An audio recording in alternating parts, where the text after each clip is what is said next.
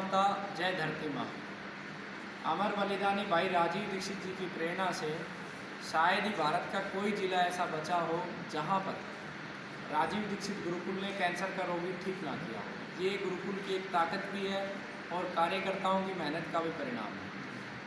प्रत्येक प्रकार के रोगी को ठीक करने में गुरुकुल ने सफलता प्राप्त की है। आज एक अलग प्रकार के रोगी से आपको मिलवाएंगे।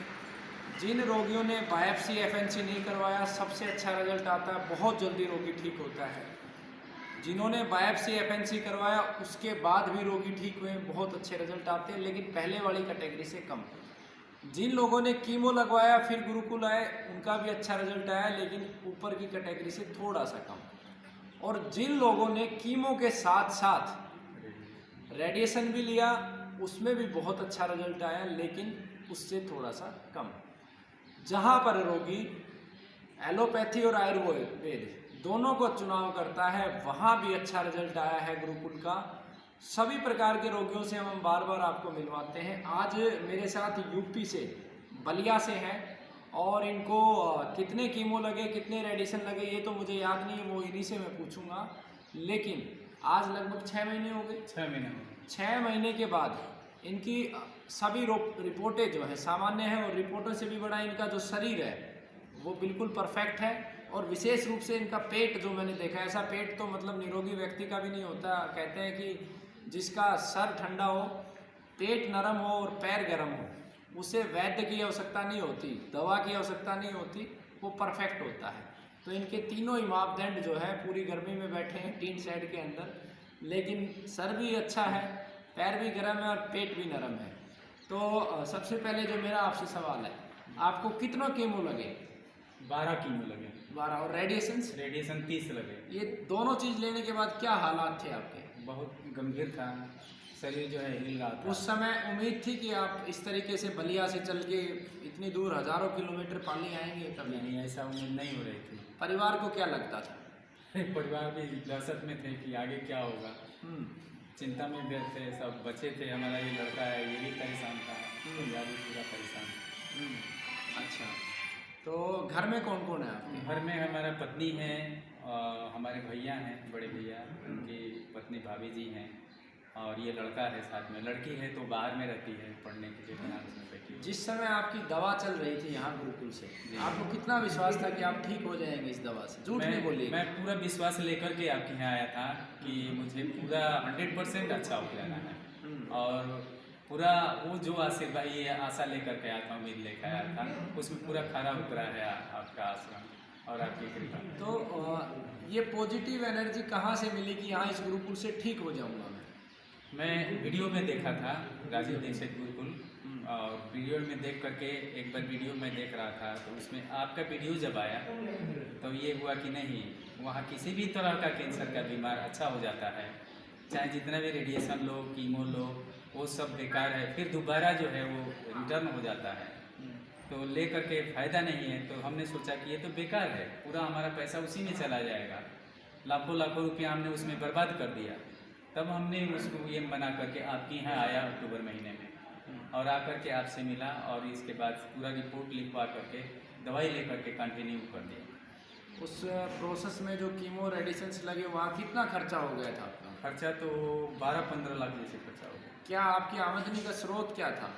आमदनी का स्रोत गुरुजी कुछ नहीं था, मैं टीचर था, रिटायर हो गया था, तो उस बीच कुछ पैसा हमको पेंशन के लिए मिला था। पेंशन के लिए जो अकोमोडेट होके आता है, जी, वही खर्च हुआ है। वो सारा पैसा पूरे जीवन की कमाई जो है ना दीवानी। अदरवाइज मेरा जीवन मुश्किल था। आपको ऐसा क्या जीवन में किया, क्योंकि हम बार बार रिसर्च के लिए भी करते कि आखिर कैंसर होता क्यों, तो ऐसा क्या घटनाक्रम आपका लाइफ का रहा कि आपको ये प्रॉब्लम मिली? मैं यही समझ नहीं पाता हूँ, क्योंकि मैं पूरा जन्म से ही शाकाहारी रहा हूँ। शाकाहारी रहे? कुछ भी नहीं खाता हूँ, या पान बीड़ी सिगरेट शराब वगैरह वगैरह कुछ भी नहीं, मैं प्योर शाकाहारी हूँ।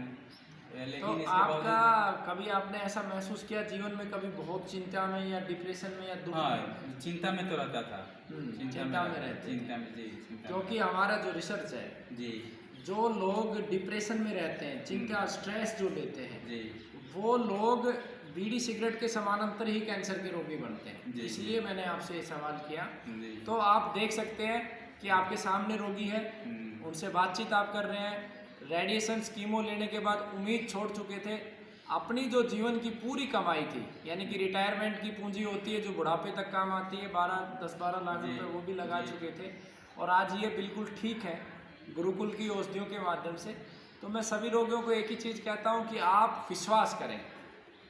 विश्वास में वो ताकत है जो बड़ी से बड़ी समस्या को हल कर सकती है, और उसके ठीक विपरीत यानी कि सकारात्मक और नकारात्मक, और नकारात्मक ऊर्जा यानी कि डिप्रेशन, चिंता, उसमें भी वही ताकत है वो कि ठीक से ठीक व्यक्ति को गिरा सकता है।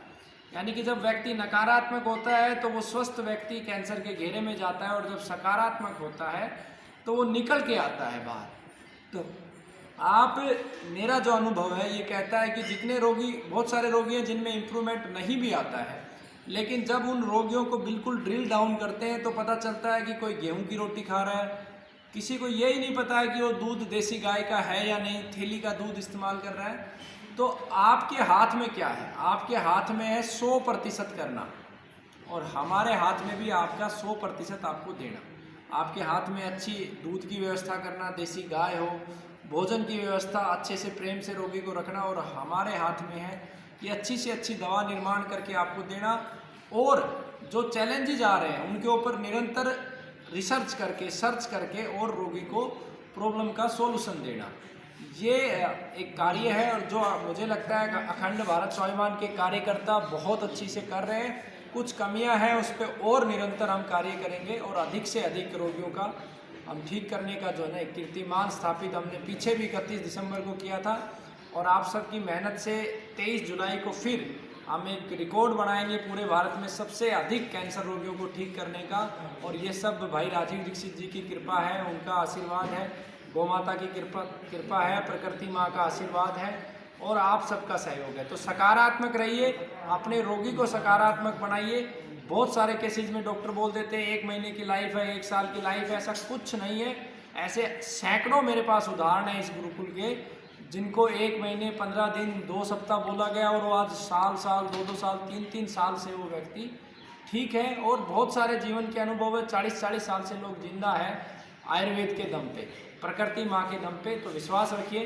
वंदे मातरम, जय भारत, जय गौ माता।